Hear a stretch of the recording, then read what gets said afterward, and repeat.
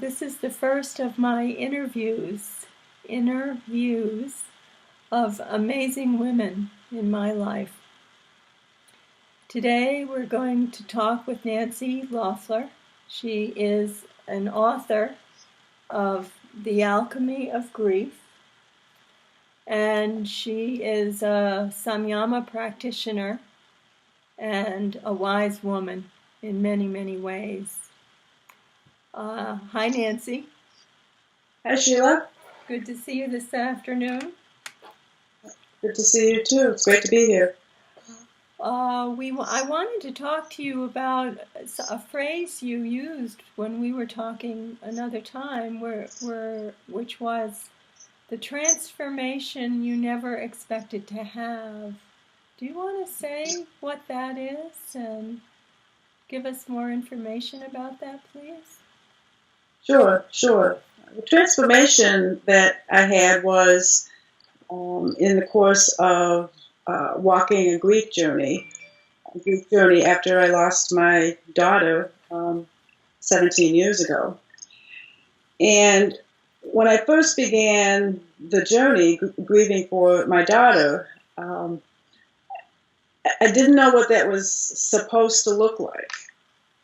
And it was before I met you, and it was before I knew Samyama, but it was very early in my inner journey, and so I found myself walking this path in a way that looked different from what I thought mourning for my daughter might look like. And what I mean by that is that it felt like I was doing things differently than society wants us to do, tells us we should do. And it was really the first time that I had ever done something, had ever done something that was against society's norms. What were you doing that was so different?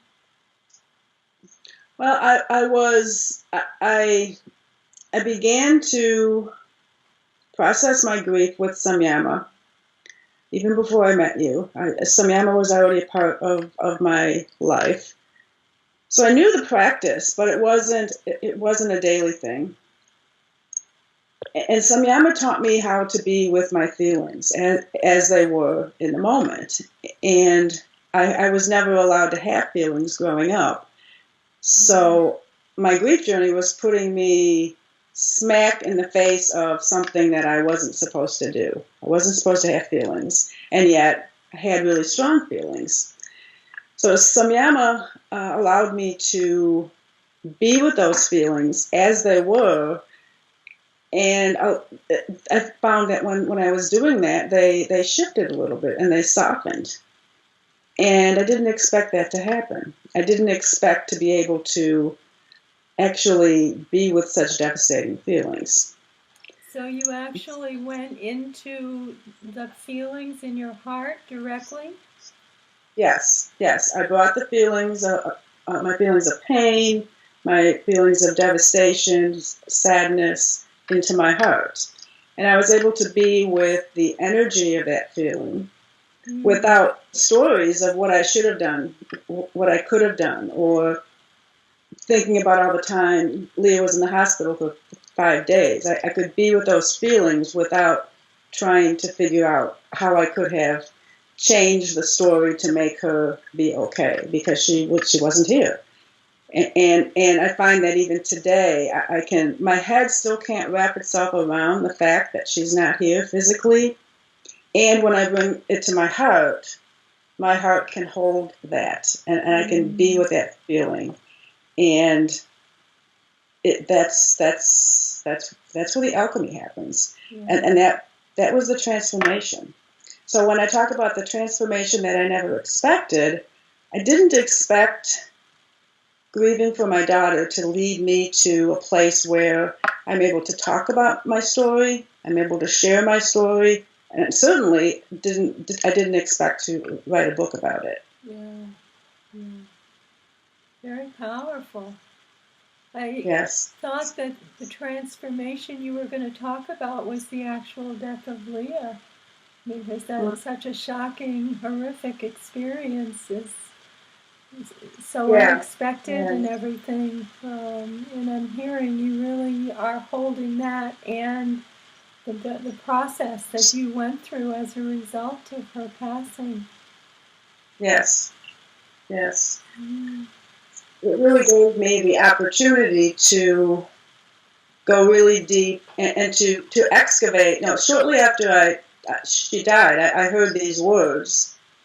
Losing her is too high a price to pay to not be who I was meant to be, to not live the life I was meant to live. And so I've been excavating that life. I have excavated that life. And that took me to a place where I'm able to share my story. And it also took me to a place to be able to receive gifts from my journey, which was a huge surprise. Oh, yes. I expected to receive gifts from a grief journey. Can you name a gift you received? I received the gift of being able to be joyful again. I received the gift of a connection to some of Leah's friends that I wouldn't have been able to connect with under any other circumstances. And that's a hard one.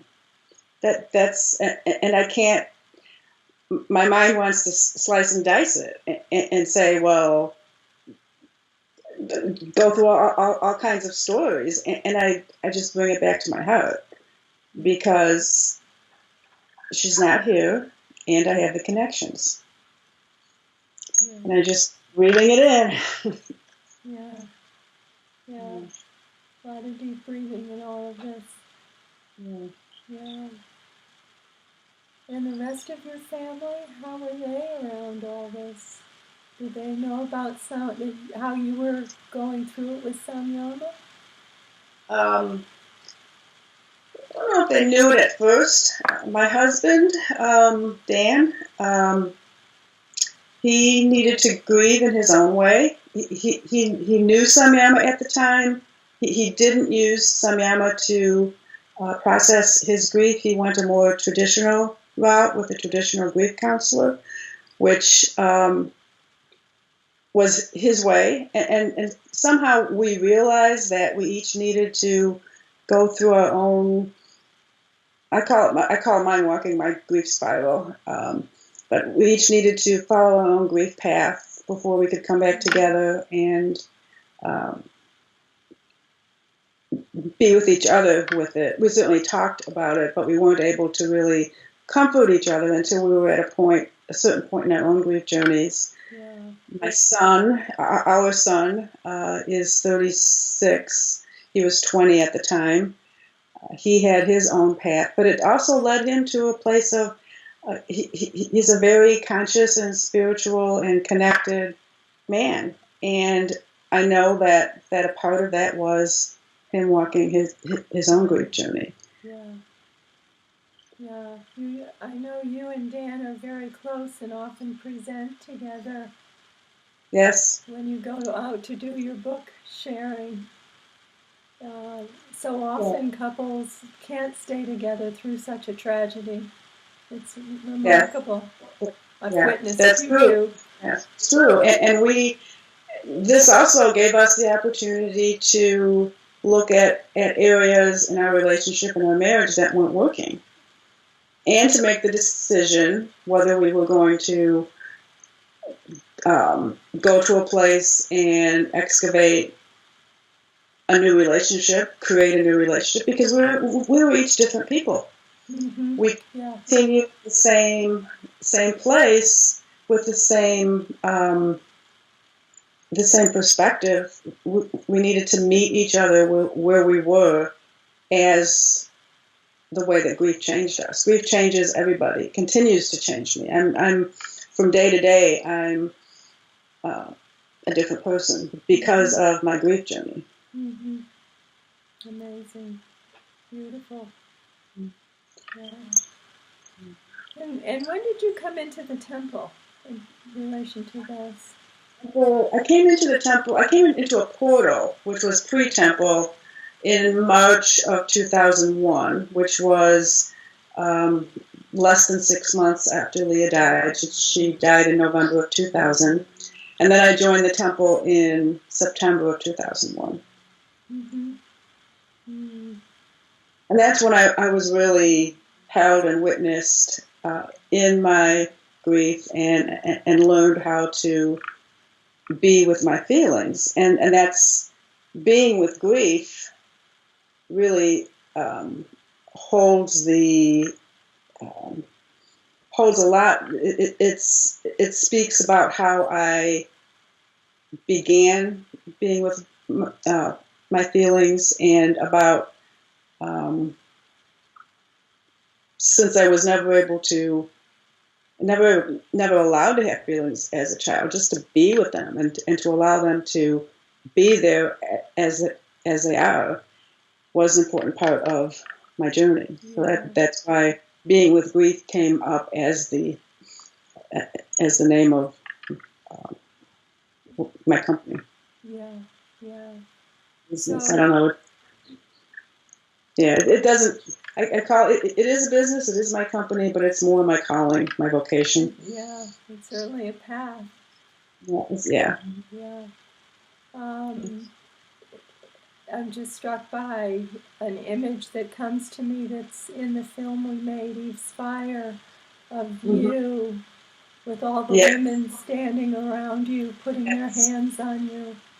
Yes, yes, that was actually the second anniversary of Leah's death. Was it? And anniversary portals are always difficult. They still are to this day.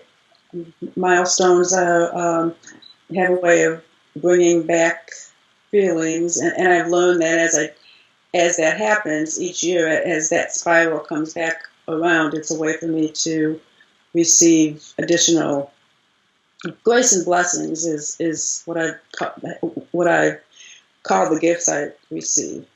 On that particular day, the second year, I was still very, very raw, very much in the heavy grief. It was still an everyday burden, and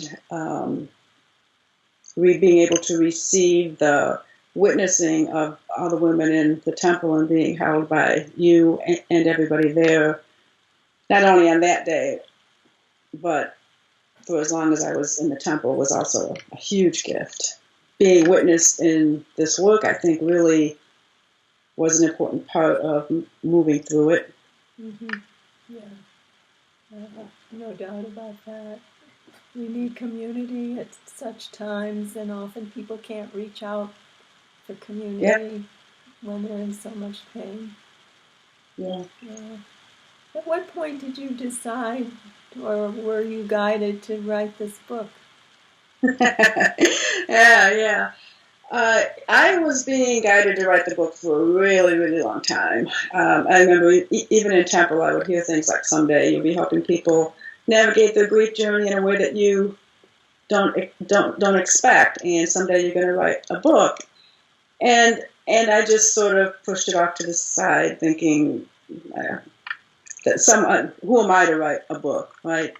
And I really resisted it until it was easier to write the book than to continue resisting it.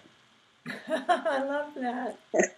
Yeah. That's quite a lot of things that have happened in my life. So I recognize the certain quality of the resistance. It's kind of like a persistent resistance, and I'll finally get to the point where I'll say, all right, and I start breathing again, and then when I started to write it, everything just kind of aligned. Yeah, beautiful. It's a feeling that I recognize again from my journey, and it aligned in a way that I was able to book my book. Yeah. Do you want to say a little bit about the book? Sure. Sure. Tell the story of. It tells the story of my daughter's. She was in an accident. It tells the story of where I was, how I experienced receiving the news, and it weaves in personal memories of Leah, how she was when she was growing up, the effects of my grief journey through various stages. And then I also share some of the wisdom that I learned on my journey. Each chapter has some questions for your journal and things to do that reflect back on the lesson, the kernel, the gift of that particular chapter. Now, excuse me. Would your book be appropriate and relevant to people who have grief over the loss of other people other than children? Absolutely. And not only just the loss of a loved one, certainly the loss of a loved one, a friend, but also grief that is associated with other life-changing events, like the loss of a relationship or a divorce, loss of a job, a miscarriage, ambiguous grief. I have a list of over 40 different specific times when we can experience grief, and I also like to say that it happens anytime our lives don't turn out the way that we thought they would, or the way that we wanted them to, the loss of a dream. And I'm really beginning to see that grief may be, I can't say this for sure, but I'm beginning to see that grief may be an underlying theme in just about any time that we're feeling stuck or unable to move forward. I really want to do a little more research into this, because I'm seeing that with myself, with people I talk with some of my clients, that grief can be an underlying issue. Mm-hmm. I can see that. When we don't get what we want or what we had hoped for, there's an ambiguous loss there, and often they're not noticed as grief. Yeah, they're not noticed as grief, or we don't like to be uncomfortable, so we push our uncomfortable feelings away. Yeah. And if we think that if we don't feel them, if enough time passes, we won't have to. Yeah, which was I tried that. That didn't work out very well for me. Yeah. So it's a very I really want to delve into that a little bit more. It's a really interesting concept. Are you thinking about writing more? I write a lot now.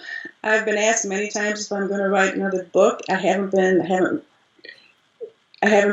notified yet. Divine notification, no doubt. My notification hasn't come in yet. Yeah. I have, but I'm willing if it's to be. I'm willing to write again. Yeah, that's very beautiful. I'm going to hold up your book again. So, in the meantime, Nancy has a website if you'd like to learn more about her and what her work is. It's beingwithgrief.com. And here is the book, Alchemy of Grief. I can't tell if the whole picture's in the... Alchemy of Grief, Your Journey to Wholeness. Yes, there we go. Yeah, thank you so much, Nancy. This was fun, and we'll see how this goes.